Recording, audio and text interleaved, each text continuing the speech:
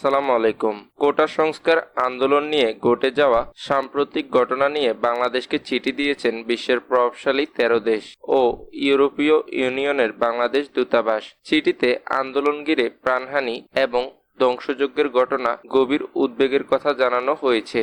গত বুধবার পররাষ্ট্রমন্ত্রী ডক্টর হাসান মাহমুদের কাছে লেখা চিঠিতে সই করে যুক্তরাষ্ট্র, যুক্তরাজ্য, France, Germany, Italy, Spain, Netherland, Canada, Switzerland, Sweden, Denmark, Norway, Australia এবং ইউরোপীয় ইউনিয়ন দূতাবাস চিঠিতে সংশ্লিষ্ট সব পক্ষকে চলমান সংকটের একটি টেকসই সমাধান খুঁজতে ও নতুন করে প্রাণহানির ঘটনা এড়াতে উৎসাহ দিয়েছেন তারা।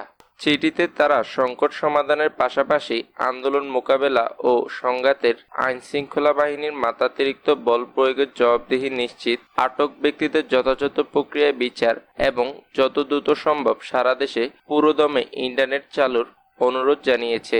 গত ২১ জুলাই ঢাকায় বিদেশি কূটনীতিকদের ব্রিফিংয়ের বিষয় উল্লেখ করে চিঠিতে বলা হয়েছে, মিশন প্রধানদের সঙ্গে আলোচনায় আইনশৃঙ্খলা বাহিনীর কর্মকর্তাদের মাত্রাতিরিক্ত বল প্রয়োগের জবাবদিহি নিশ্চিতের যে ইঙ্গিত আপনি দিয়েছেন, আমরা এর প্রশংসা করছি।